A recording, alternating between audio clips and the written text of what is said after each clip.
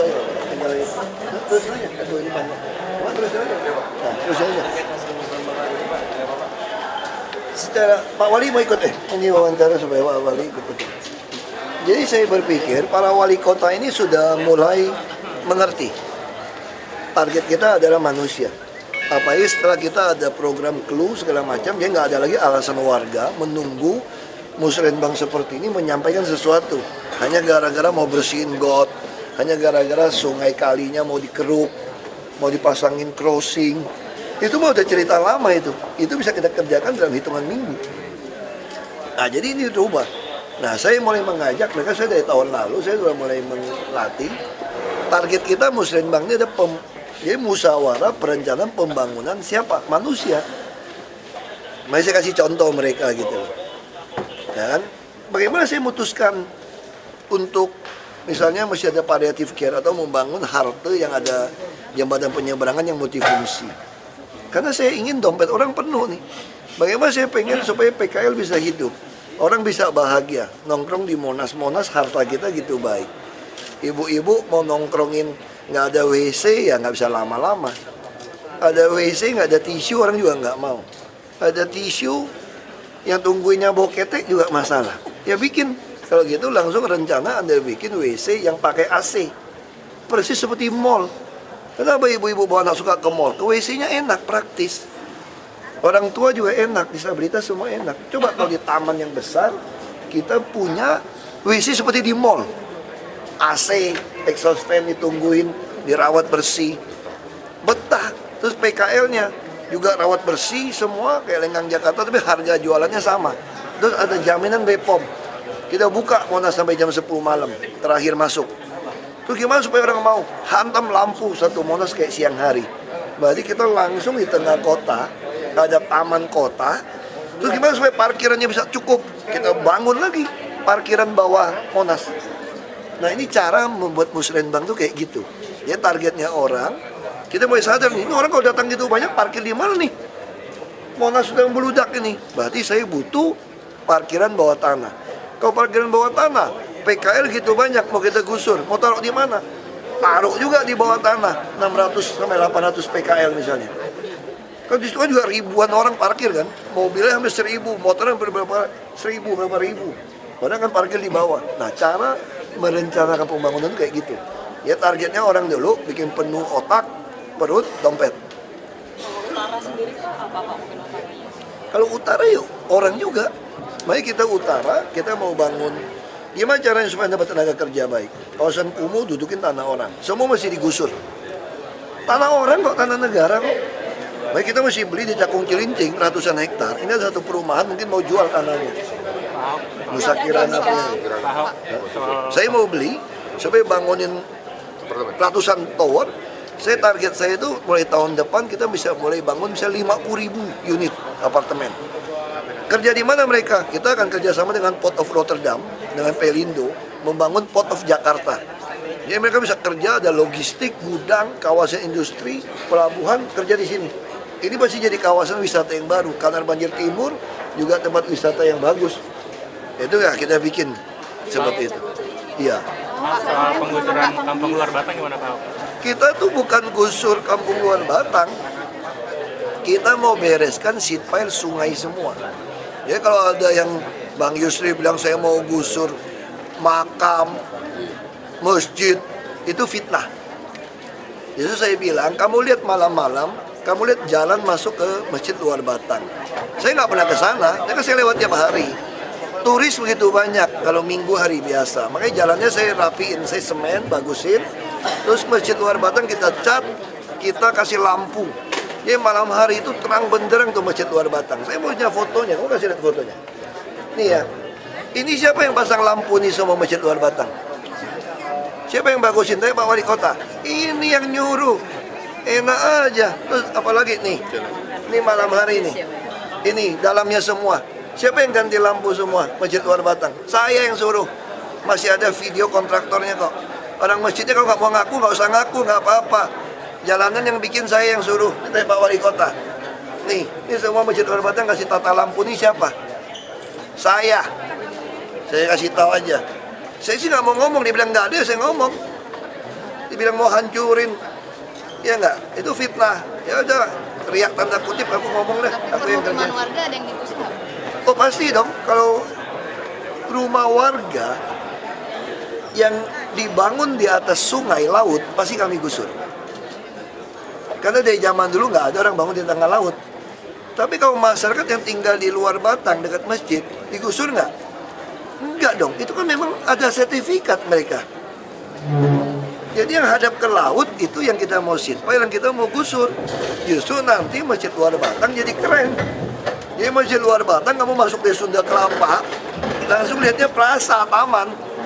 Maka itu, aduh ini pilkada ini kadang-kadang saya kasihan tau gak? Jadi orang kalau mau jadi gubernur, mau nantang saya, harus pikirin program. Jangan tiap hari cuma mikir gimana ngalahin Ahok, pakai fitnah-fitnah. Kasihan. Kalau orang kan pada ada tulisan bijak gitu ya. Ya kalau orang yang bijak itu memperbagus dirinya dong, mutunya dong, bukan jelek-jelekin orang. Kasihan aku. Pak, penanganan pengemis, Hah? Pak, penanganan pengemis selain pembangunan panti apa aja? Untuk mentalnya gimana Pak? Enggak, itu kebanyakan itu mereka itu mau kaya. Kalau pengemis dari luar kita kembalikan ada perjanjian.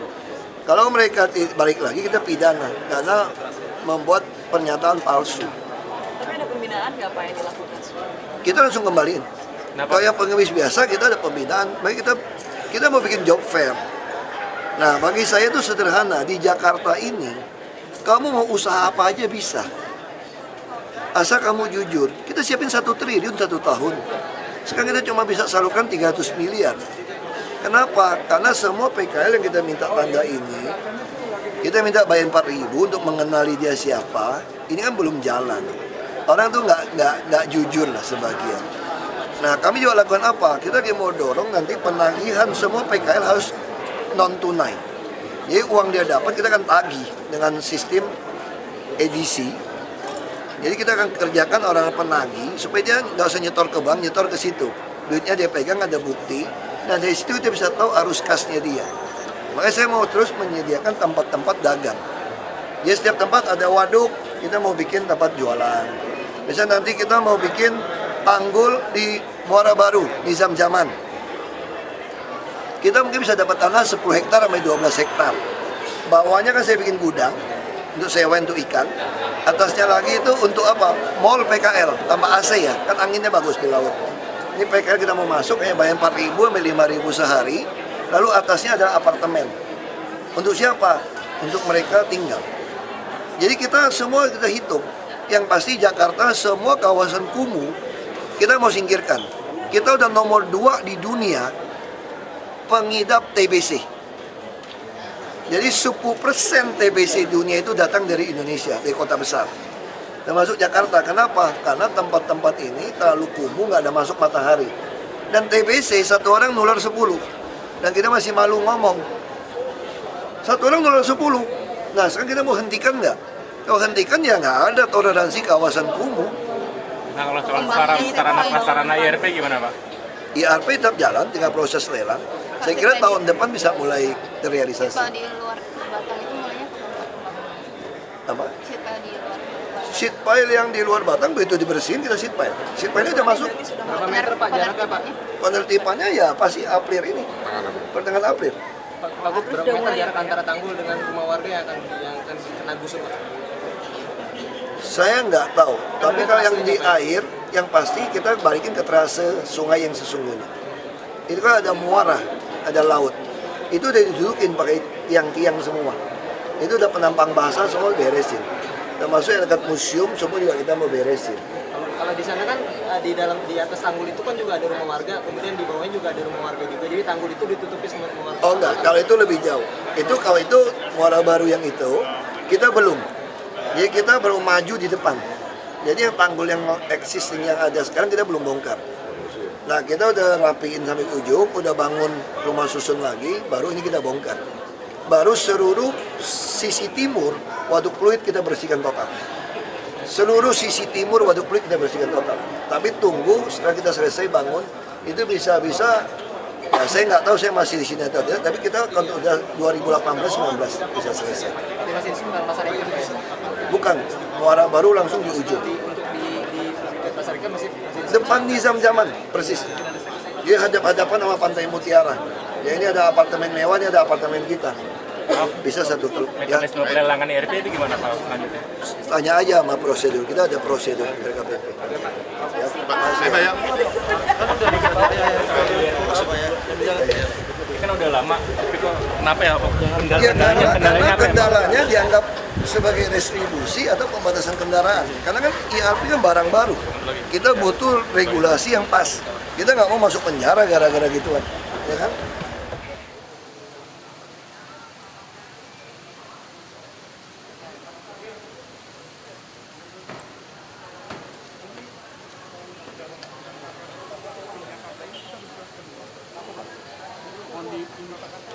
Ini korbannya ini kayak patah kaki rusak sama bahu sampai sekarang belum ada respon dari Jakarta karena ini menjadi utang. Ini pengacara ya. Ya saya Kalau dari pengacara udah hukum. Proses saja. Kalau nggak mau hukum ya proses. jadi ini Pak ini nggak Ya proses aja. Kalau udah hukum. Mama Lili. Oh, kemana? Nah, Mama Lili.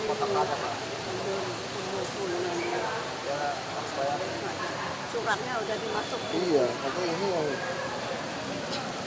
soalnya ini tuh bukan kita ngurus pindah sertifikat. Ya Sertifikat udah, itu BPN. oh, Cuma pajaknya dari kota makanya kita nggak pelajar. bisa bebasin. Kita itu nggak bisa dibebasin. Kalau kita cek nggak masukin aja. SK-nya udah mau turun, tapi dia nanya gitu. Ya saya cek kalau boleh saya bantu. Saya cek aja. Ya. Saya cek kalau aturannya nggak boleh saya nggak berani. Saya cek aturan. Ini apa Pak? Pak, saya keluarga besar di Cawangi Pak. Anak saya pengangguran dari GK Universitas Bung Karno. Kita minta pekerjaan Pak. Masukin aja itu Pak. Nanti udah masukin ya? Kirim aja ke Transjakarta dia. Masukin lamarannya. Bikin Masukin dulu. Bikin dulu ya. Nanti kan faktor umur Nggak masalah. Kita lihat aja. Ini apa? nanti kan berapa kebutuhan penting ada. Tangke saya ada di RT, kelurahan nggak bersedia membantu. Ini berkas-berkasnya komplit. PM1 ini nggak mau bikin. Nggak mau bikin, yang bantu kecamatan. Tapi kita ini Udah dikontak Pak Lurahnya Pak. Ini jual beli Pak. Mereka nggak ada bahasa mereka jual beli tapi nggak ada aktenya. Notaris kan nggak berani. Secara kerja pendagangan Anda. Terus saya udah kontak Sengketa. Lurah. Sengketa. Oh, kalau sengketa kita nggak bisa. Itu urusan di pengadilan. Kalau sengketa kita nggak tangan.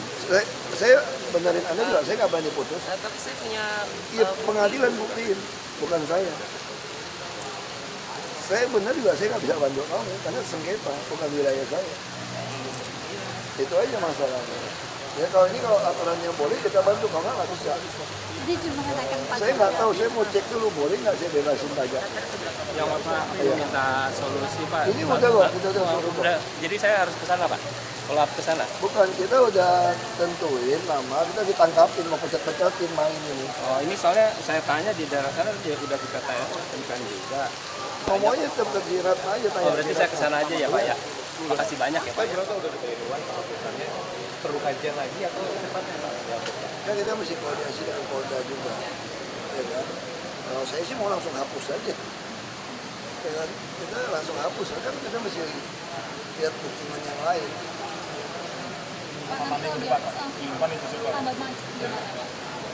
Saya bisa aja uji coba dulu tes gimana. Sebetulnya sekarang fatmanya juga orang juga nggak pakai IAP lewat-lewat ya. Pakai joki ya lewat-lewat ya. Kalau itu kan karena IRP sendiri itu dilakukan kapan Pak? Katanya tahun ini tapi tahun ini. Terlambat ya, karena masalah regulasi itu yang kita mesti putusin. Ini sebagai pajak, kita masih ya kalau menurut saya ini bukan pajak, ini cuma alat untuk mengendalikan jumlah mobil. Jadi nggak ada istilah ditetapkan tarif berapa. Tarif bisa saya naik turun. Selama jumlah mobilnya banyak, saya naikkan. Jumlah mobil itu saya turunkan. Jadi juga bukan tol yang mesti minta menteri tentukan harganya. Atau tarif yang masih pakai perda, mesti tentuin berapa. Ya bukan fungsinya dong. Bukan distribusi. Ini adalah fungsi bagaimana mengendalikan jumlah kendaraan. Itu yang kita nggak mau salah. Jadi saya naik turun kan saya melanggar perda lagi, melanggar distribusi. Kalau saya tetapkan satu angka, nggak lucu juga dong. Kalau tetapkan angka kemurahan, saya mau naikkan nggak boleh, digugat saya. Saya turunin nggak boleh, ya nggak benar. Kalau saya udah saya tetap tinggi, sepi saya turunin, saya bisa dianggap kurang pungut, salah lagi. Makanya kita lagi mau pastikan itu. Tapi udah bisa kok, udah mulai ketemu nih. Dari ini ada pengawasan dari petugas nggak sih Pak sehari-harinya? Itu ada tindakan Pak kalau saya tidak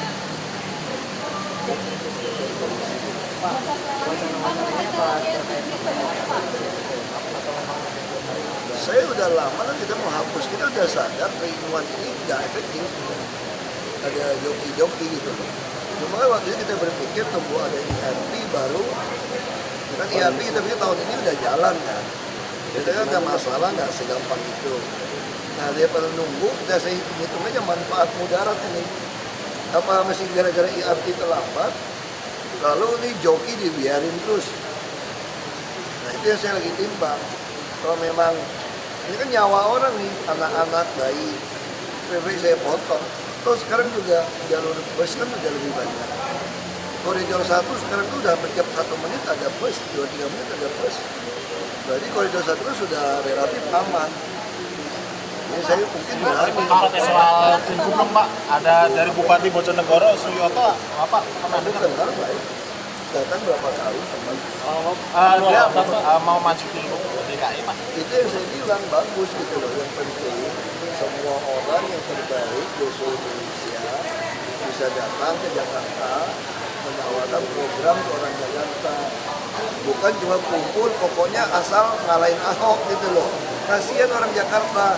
Anda mau ngalahin Ahok, terus kalau kamu bisa ngalahin Ahok, lalu mau ngapain? Supaya orang Jakarta tuh mesti jelas, jangan pilih kucing dalam karung. Kamu mesti ngomong kan sama orang Jakarta kan. Bisa kayak kemarin gitu loh, yang wanita emas. Itu juga bukan program, dia cari. Ahok kan mau ngelarang motor karena ada ERP. Kalau dia bilang dia mau kasih motor semua, ya nggak apa-apa. Kamu ngomong gitu, jadi orang ngerti nih. Kamu cari aja kelemahan saya apa, terus kamu sampaikan. Biasanya saya udah pernah ngajarin kan, kita mau normalisasi sungai yang 60 meter. Udah dudukin orang, bikin rumah tinggal 10 meter. 50 meter dudukin. Gimana caranya normalisasi jadi 60 meter, terus rumah-rumah ini nggak digusur. Nah kamu ngomong dong, jadi orang bisa ngerti gitu loh. Pak, kemarin hujatan dengan Bapak sudah bikin Demokrat. Ya kalau saya mah kontak sama si Luhut mas sering teman. Ada bicara apa aja Pak dengan Demokrat Pak? Saya belum ketemu ngomong pribadi. Kalau si Luhut mah dari dulu dukung saya. Satu teman kok. Pak, berarti dari kader Demokrat ini Pak, yang paling kuat untuk jadi Bapak kira-kira siapa Pak? Enggak tahu. Itu kali Narowi kali. Pak, Kan pernah dapat suara hampir 50% sama Pak Boko. jadi untuk Bapak nantinya Ya, kita nggak tahu kan. Yang penting ini aja lah, saya pikir semua yang mau jadi gubernur DKI, Anda sampaikan aja program supaya orang Jakarta itu dengar. Orang Jakarta kan bukan orang yang bodoh banget, dengar gitu. Jadi pengennya apa. Pengalaman dari daerah asal maksudnya misalnya dari Bojonegoro, itu sebenarnya sekelas Bojonegoro cukup nggak sih Pak untuk Jakarta? Kok sekelas Belitung Timur itu, kok Belitung Timur lebih kecil daripada Bojonegoro. Jadi sebenarnya itu kalau soal kepala daerah, bukan soal besar kecil tempat. Ini bicara panggung karakter. Kan Abraham Lincoln presiden ke-16 pernah ngomong, kalau mau uji karakter sejati dari seseorang, kasih dia kekuasaan. Nah kalau kamu pernah jadi kepala daerah, kan pernah berkuasa. Nah sama kamu berkuasa, kamu bisa karakter kamu seperti apa? Ya kan, karakter kamu ini berani nggak misalnya hadapin oknum DPRD? Kamu punya anggaran berani dibuka nggak? Terus masyarakat puas nggak pelayanan kamu? Kan kunci di situ. Jadi kalau kamu disurvei masyarakat nggak puas terhadap kamu berat. Ya kalau incumbent disurvei kepuasannya di bawah 60 atau di bawah 50, wah kamu bahaya tuh. Jadi kalau kamu jadi incumbent petahana kerja 3 tahun, 4 tahun, kepuasan masyarakat terhadap Anda itu di bawah 50%, itu masalah. Berarti kamu nggak kerja. Kalau rasis ada lah, orang kan nggak suka suku, nggak suka gaya. Ya bisa lah, kita sama toko wayang juga macam-macam. Kalau saya, aku demen toko wayang Bima, ada kuda gitu kan, macam-macam, ada yang suka Arjuna. Ya, itu bebas, itu orang bisa suka, nggak suka bisa. Tapi secara umum, kamu suka nggak suka pun akan dihitung dari tingkat kepuasan kerjaan. Saya kira pertengahan April akan eksekusi.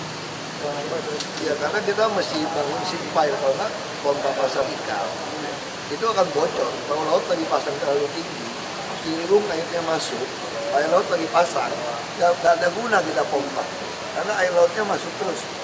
Itu kan yang kita mau bereskan kan yang di belakang museum semua kan yang udah dibikin laut.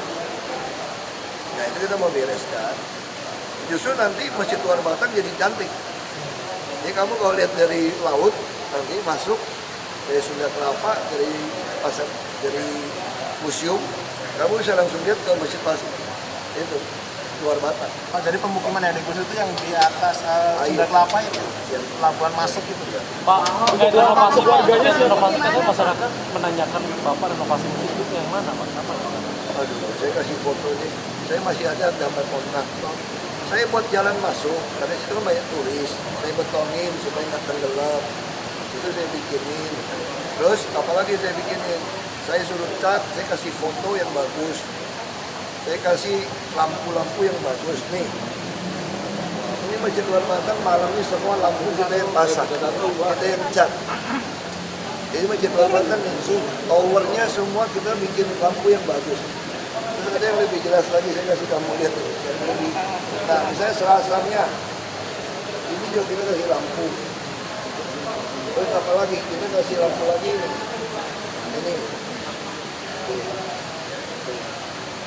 Ini selasarnya, nah ini lampu kita kasih lampu LED. Terus ini towernya kita kasih lampu.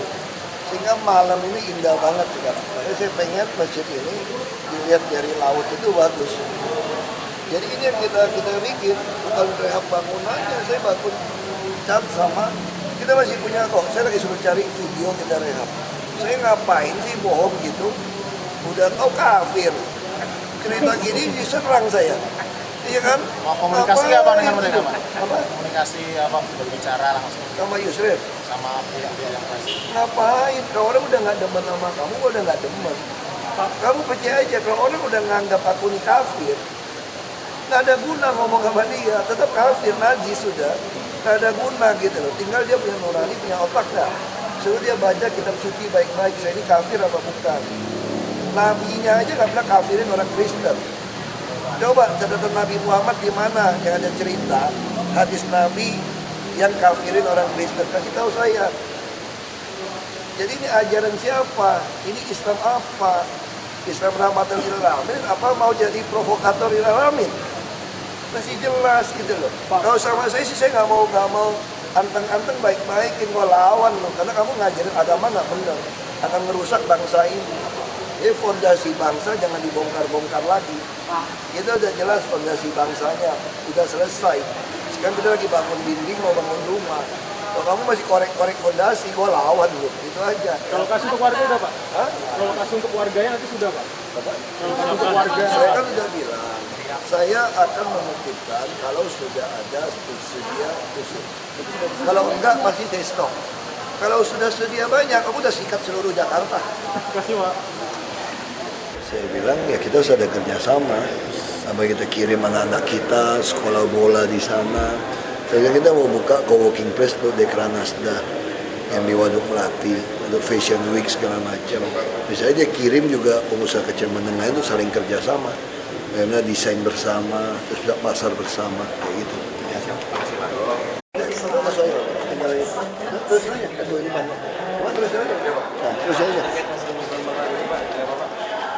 Secara Pak Wali mau ikut ini wawancara supaya Pak Wali ikut. Jadi saya berpikir para wali kota ini sudah mulai mengerti. Target kita adalah manusia.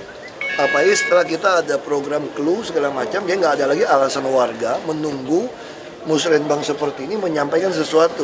Hanya gara-gara mau bersihin got, hanya gara-gara sungai kalinya mau dikeruk, mau dipasangin crossing. Itu mah udah cerita lama itu. Itu bisa kita kerjakan dalam hitungan minggu. Nah, jadi ini dirubah. Nah, saya mulai mengajak mereka, saya dari tahun lalu, saya sudah mulai melatih. Target kita Musrembang ini ada jadi musyawarah perencanaan pembangunan siapa? Manusia. Mari saya kasih contoh mereka gitu. Ya kan? Bagaimana saya memutuskan untuk misalnya masih ada palliative care atau membangun halte yang ada jembatan penyeberangan yang multifungsi. Karena saya ingin dompet orang penuh nih. Bagaimana saya pengen supaya PKL bisa hidup. Orang bisa bahagia. Nongkrong di Monas harta kita gitu baik. Ibu-ibu mau nongkrongin nggak ada WC ya nggak bisa lama-lama. Ada WC nggak ada tisu orang juga nggak mau. Ada tisu yang tungguinnya bau ketek juga masalah. Ya bikin. Kalau gitu langsung rencana Anda bikin WC yang pakai AC. Persis seperti mall. Kenapa ibu-ibu bawa anak suka ke mall? Ke WC-nya enak, praktis. Orang tua juga enak, disabilitas semua enak. Coba kalau di taman yang besar, kita punya WC seperti di mall. AC, exhaust fan ditungguin, dirawat bersih. Betah. Terus PKL-nya juga rawat bersih semua kayak Lenggang Jakarta, tapi harga jualannya sama. Terus ada jaminan BPOM. Kita buka Monas sampai jam 10 malam, terakhir masuk. Terus gimana supaya orang mau? Hantam lampu satu Monas kayak siang hari. Berarti kita langsung di tengah kota, ada taman kota. Terus gimana supaya parkirannya bisa cukup? Kita bangun lagi parkiran bawah Monas. Nah ini cara membuat Musrembang tuh kayak gitu. Ya targetnya orang, kita mulai sadar nih, ini orang kalau datang gitu banyak parkir di mana nih? Monas sudah meludak ini. Berarti saya butuh parkiran bawah tanah. Kalau parkiran bawah tanah, PKL gitu banyak, mau kita gusur, mau taruh di mana? Taruh juga di bawah tanah, 600 sampai 800 PKL misalnya. Kan di situ kan juga ribuan orang parkir kan, mobilnya hampir 1000, motornya hampir berapa 1000, berapa ribu. Padahal kan parkir di bawah. Nah cara merencanakan pembangunan kayak gitu. Ya targetnya orang dulu bikin penuh otak, perut, dompet. Kalau utara sendiri Pak, apa Pak mungkin utaranya? Kalau utara yuk, orang juga. Mari kita utara, kita mau bangun. Gimana caranya supaya dapat tenaga kerja baik? Kawasan kumuh dudukin tanah orang. Semua mesti digusur. Tanah orang kok, tanah negara kok. Baik kita mesti beli di Cakung Cilincing ratusan hektar. Ini ada satu perumahan mungkin mau jual tanahnya. Nusa Kirana punya. Saya mau beli supaya bangunin ratusan tower. Saya target saya itu mulai tahun depan kita bisa mulai bangun bisa 50.000 unit apartemen. Kerja di mana mereka? Kita akan kerjasama dengan Port of Rotterdam, dengan Pelindo, membangun Port of Jakarta. Jadi mereka bisa kerja, ada logistik, gudang, kawasan industri, pelabuhan, kerja di sini. Ini pasti jadi kawasan wisata yang baru. Karena Banjir Timur juga tempat wisata yang bagus. Itu ya kita bikin seperti itu. Iya. Soal penggusuran kampung luar Batang gimana Pak? Kita tuh bukan gusur kampung luar Batang. Kita mau bereskan seat pile sungai semua. Ya kalau ada yang Bang Yusri bilang saya mau gusur makam, masjid, itu fitnah. Jadi saya bilang, kamu lihat malam-malam, kamu lihat jalan masuk ke Masjid Luar Batang. Saya nggak pernah ke sana, karena saya lewat tiap hari. Turis begitu banyak, kalau minggu hari biasa. Makanya jalannya saya rapiin, saya semen, bagusin. Terus Masjid Luar Batang kita cat, kita kasih lampu. Jadi malam hari itu terang benderang tuh Masjid Luar Batang. Saya punya fotonya, kamu kasih lihat fotonya. Nih ya, ini siapa yang pasang lampu nih semua Masjid Luar Batang? Siapa yang bagusin? Saya Pak Wali Kota. Ini yang nyuruh. Enak aja. Terus apalagi nih? Ini malam hari ini. Ini dalamnya semua. Siapa yang ganti lampu semua Masjid Luar Batang? Saya yang suruh. Masih ada video kontraktornya kok. Orang masjidnya kalau nggak mau ngaku, nggak usah ngaku, nggak apa-apa. Jalanan yang bikin saya yang suruh. Ini Pak Wali Kota. Nih, ini semua Masjid Luar Batang kasih tata lampu nih siapa? Saya kasih tahu aja. Saya sih nggak mau ngomong, dibilang nggak ada, saya ngomong. Dibilang mau hancurin, ya nggak? Itu fitnah. Ya udah, teriak tanda kutip, aku ngomong deh. Aku yang kerja. Warga ada yang digusur nggak? Oh pasti dong, kalau rumah warga yang dibangun di atas sungai laut pasti kami gusur. Karena dari zaman dulu nggak ada orang bangun di tengah laut. Tapi kalau masyarakat yang tinggal di luar Batang dekat masjid digusur nggak? Enggak dong, itu kan memang ada sertifikat mereka. Jadi yang hadap ke laut itu yang kita mau silpa, yang kita mau gusur. Justru nanti Masjid Luar Batang jadi keren. Jadi Masjid Luar Batang kamu masuk di Sunda Kelapa, langsung lihatnya plaza, taman. Maka itu, aduh ini pilkada ini kadang-kadang saya kasihan tau gak. Jadi orang kalau mau jadi gubernur, mau nantang saya, harus pikirin program.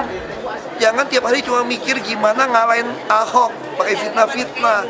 Kasihan. Kalau orang kan pada ada tulisan bijak gitu ya. Ya kalau orang yang bijak itu memperbagus dirinya dong, mutunya dong, bukan jelek-jelekin orang. Kasihan aku. Penanganan pengemis, digusur Pak. penanganan pengemis selain pembangunan panti apa aja? Untuk mentalnya gimana Pak? Pembinaannya? Ya, itu kebanyakan itu mereka itu mau kaya. Kalau pengemis dari luar kita kembalikan ada perjanjian.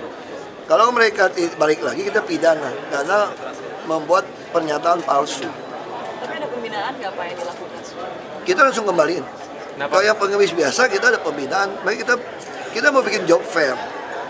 Nah bagi saya itu sederhana. Di Jakarta ini kamu mau usaha apa aja bisa. Asal kamu jujur. Kita siapin 1 triliun 1 tahun. Sekarang kita cuma bisa salurkan 300 miliar. Kenapa? Karena semua PKL yang kita minta tanda ini, kita minta bayar 4.000 untuk mengenali dia siapa. Ini kan belum jalan. Orang tuh nggak jujur lah sebagian. Nah kami juga lakukan apa? Kita mau dorong nanti penagihan semua PKL harus non tunai. Jadi uang dia dapat kita akan tagih dengan sistem edisi. Jadi kita akan kerjakan orang penagih supaya dia nggak usah nyetor ke bank, nyetor ke situ. Duitnya dia pegang ada bukti. Dan dari situ kita bisa tahu arus kasnya dia. Makanya saya mau terus menyediakan tempat-tempat dagang. Jadi setiap tempat ada waduk, kita mau bikin tempat jualan. Misalnya nanti kita mau bikin tanggul di Muara Baru, di Zam-Zaman. Kita mungkin bisa dapat tanah 10 hektar sampai 12 hektar. Bawahnya kan saya bikin gudang untuk sewa untuk ikan. Atasnya lagi itu untuk apa? Mall PKL, tambah AC ya, kan anginnya bagus di laut. Ini PKL kita mau masuk, kayak bayar 4.000 sampai 5.000 sehari. Lalu atasnya ada apartemen. Untuk siapa? Untuk mereka tinggal. Jadi kita semua kita hitung. Yang pasti Jakarta semua kawasan kumuh kita mau singkirkan. Kita udah nomor 2 di dunia pengidap TBC. Jadi 10% TBC dunia itu datang dari Indonesia, dari kota besar. Termasuk Jakarta. Kenapa? Karena Tetangga saya ada di airport, kelurahan nggak bersedia membantu. Ini berkas-berkasnya komplit. PM1 ini nggak mau bikin. Nggak mau bikin, yang bantu kecamatan. Mereka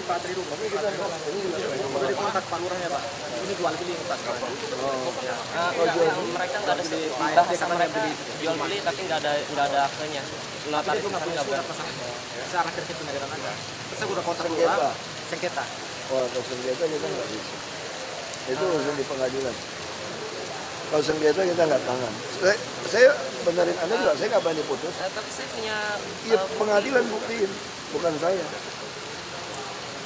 Saya benar juga, saya nggak bisa bantu kamu karena sengketa, bukan wilayah saya.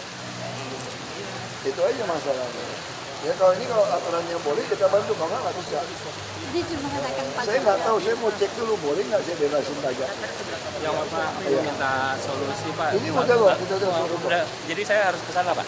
Kalau ke sana. bukan, kita udah tentuin nama, kita ditangkapin, mau pecet-pecetin main ini. Oh, ini soalnya saya tanya di daerah sana dia udah bisa temukan juga. Ngomongnya tetap tersirat aja tanya. Oh, berarti saya ke sana aja ya Pak ya. Makasih banyak ya Pak.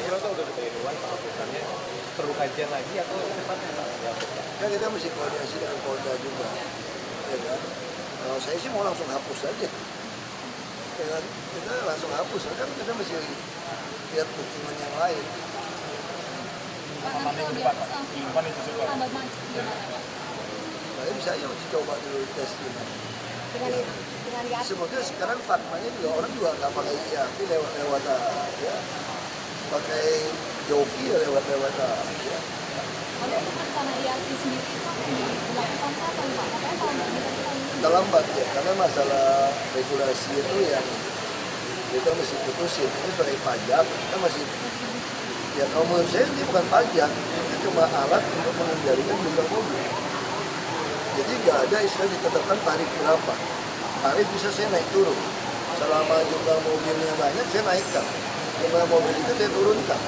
Ini juga bukan tol yang masih minta menteri dan turun harganya, atau tarif yang masih pakai kereta mesti tentuin berapa. Ya bukan fungsinya dong, bukan distribusi. Ini adalah fungsi bagaimana mengendalikan jumlah kendaraan. Itu yang kita nggak mau salah. Jadi saya naik turun kan tidak, saya melanggar perda lagi, melanggar distribusi. Kalau saya tetapkan satu angka, nggak lucu juga dong. Kalau tetapkan angka kemurahan, saya mau naikkan nggak boleh, digugat saya. Saya turunin nggak boleh, ya nggak benar. Kalau misalnya saya tetap tinggi, sepi saya turunin, saya bisa dianggap kurang pungut, salah lagi. Namanya kita lagi mau pastikan itu. Tapi udah bisa kok, udah mulai ketemu nih. Pak, dari ini ada pengawasan dari petugas nggak sih Pak hari-harinya? Itu ada tindakan Pak kalau saya tidak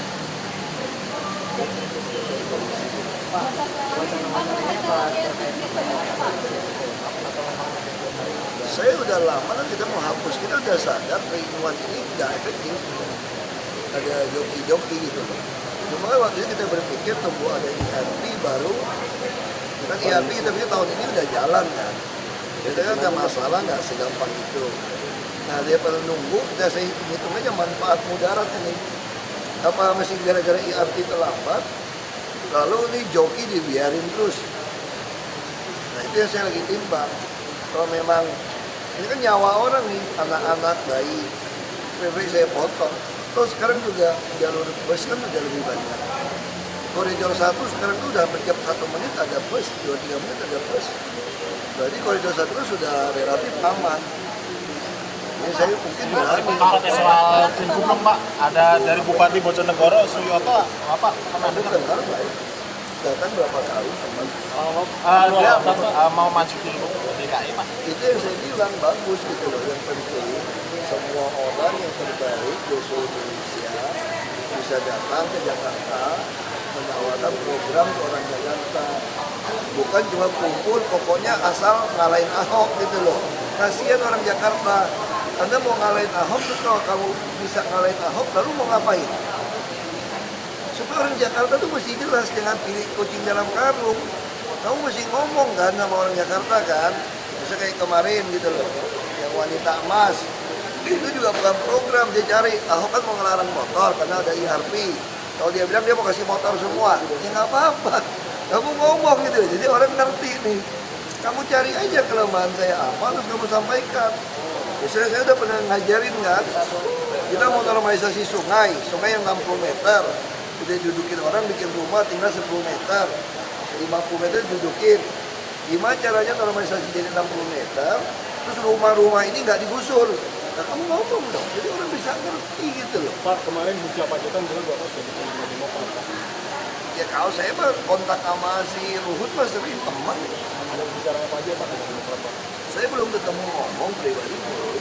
Kalau si Ruhut mah dari dulu dukung saya. Satu teman kok. Pak, nanti dari kader Demokrat ini Pak, yang paling kuat untuk jadi presiden Bapak kira-kira siapa Pak? Enggak tahu. Itu kali Narowi kali. Baru Kan pernah dapat suara hampir 50% sama Pak Boko. jadi untuk presiden Bapak nantinya Ya, kita nggak tahu kan. Yang penting ini aja lah, saya pikir semua yang mau jadi gubernur DKI, Anda sampaikan aja program supaya orang Jakarta itu dengar. Orang Jakarta kan bukan orang yang bodoh banget, dengar gitu. Jadi pengennya apa.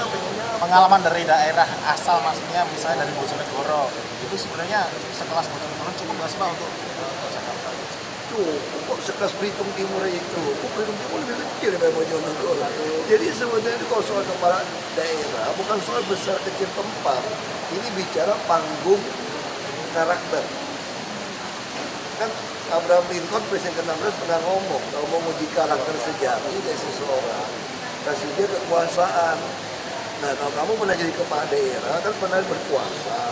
Nah sama kamu berkuasa, kamu bisa karakter kamu seperti apa?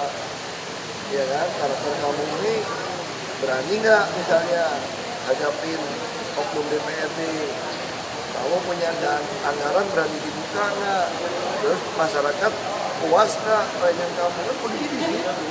Jadi Jadi kalau kamu disurvei, masyarakat nggak puas terhadap kamu berat.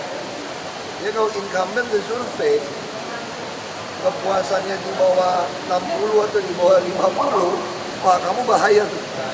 Jadi kalau kamu jadi incumbent petahana kerja 3 tahun, 4 tahun, kepuasan masyarakat terhadap Anda itu di bawah 50% itu masalah. Berarti kamu nggak kerja. Kalau rasis adalah orang kan nggak suka suku, nggak suka gaya. Ya bisa lah, kita sama toko wayang juga macam-macam.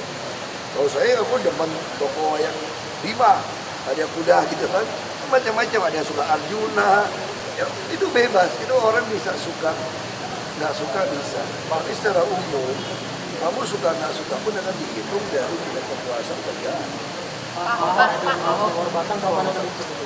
Saya kira pertengahan April akan eksekusi. Ya karena kita mesti bangun sipil, kalau nggak pompa pasar ikan itu akan bocor. Kalau laut lagi pasang terlalu tinggi, Ciliwung airnya masuk, air laut lagi pasang, nggak ada guna kita pompa. Tempat-tempat ini terlalu kumuh, nggak ada masuk matahari. Dan TBC satu orang nular 10, dan kita masih malu ngomong. Satu orang nular 10. Nah sekarang kita mau hentikan nggak? Kalau hentikan ya nggak ada toleransi kawasan kumuh. Nah kalau soal sarana prasarana IRP gimana Pak? IRP tetap jalan, tinggal proses lelang. Saya kira tahun depan bisa mulai terrealisasi. Di luar Batang itu mulainya kapan? Apa? Di luar Sheet pile yang di luar Batang begitu dibersihin kita sheet pile. Sheet pile udah masuk. Berapa meter Pak jaraknya Pak? Penertibannya ya pasti April ini. Pertengahan April. Pak Gup, berapa meter jarak antara tanggul dengan rumah warga yang akan kena gusur Pak? Saya nggak tahu, tapi kalau yang di air, yang pasti kita balikin ke trase sungai yang sesungguhnya. Itu kan ada muara, ada laut. Itu udah didudukin pakai tiang-tiang semua. Itu udah penampang basah semua beresin. Termasuk yang dekat museum semua juga kita mau beresin. Kalau di sana kan di atas tanggul itu kan juga ada rumah warga, kemudian di bawahnya juga ada rumah warga juga. Jadi tanggul itu ditutupi sama rumah warga. Oh enggak, kalau itu lebih jauh. Kalau itu muara baru yang itu, kita belum. Jadi kita baru maju di depan. Jadi yang tanggul yang existing yang ada sekarang kita belum bongkar. Nah kita udah rapiin sampai ujung, udah bangun rumah susun lagi, baru ini kita bongkar. Baru seluruh sisi timur Waduk Pluit kita bersihkan total. Seluruh sisi timur Waduk Pluit kita bersihkan total. Tapi tunggu setelah kita selesai bangun, itu bisa-bisa, ya saya nggak tahu saya masih di sini atau tidak, tapi kita kan udah 2018-19 bisa selesai. Masih di sini pasar ikan Pak?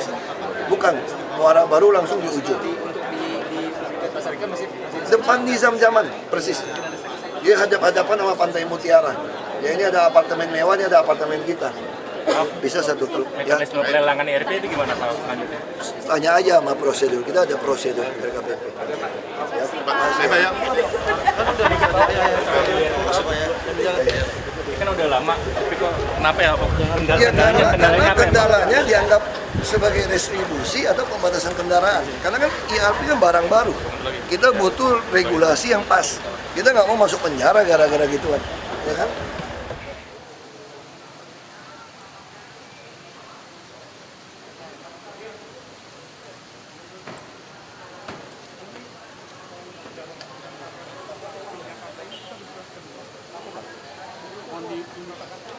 Ini korbannya ini kayak patah kaki, rusak sama bahu. Sampai sekarang belum ada respon dari Jakarta karena ini udah jadi utang.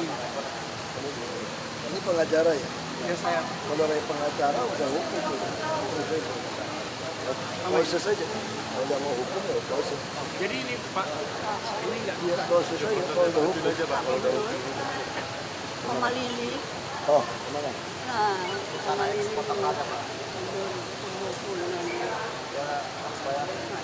Suratnya udah dimasukin. Iya, makanya ini yang soalnya ini tuh bukan kita ngurus pindah sertifikat. Ya udah, itu BPN ngurus. Oh, Cuma pajaknya dari kota makanya kita nggak pajak. bisa bebasin. Kita itu nggak bisa bebasin. Cuma kita cek nggak masuk ke dalam. SK-nya udah mau turun, Iya. tapi dia nanya gitu. Ya saya cek kalau boleh saya bantu. Saya cek aja. Ya. Saya cek kalau aturannya nggak boleh saya nggak berani. Saya cek aturan. Ini apa Pak? Pak, saya keluarga besar di Kawangi, Pak. Anak saya pengangguran dari GK. Kita Bung Karno. Kita minta pekerjaan Bung Masukin itu Pak. Nanti udah pasti ya. Teman-temannya Kirim aja ke transportasi aja. Masukin lamarannya. nanti ada Pak. Udah bikin Bikin dulu. ya. Nanti Kan faktor umur Nggak masalah. Jadi lihat aja. Ini apa? nanti kan berapa kebutuhan penting ada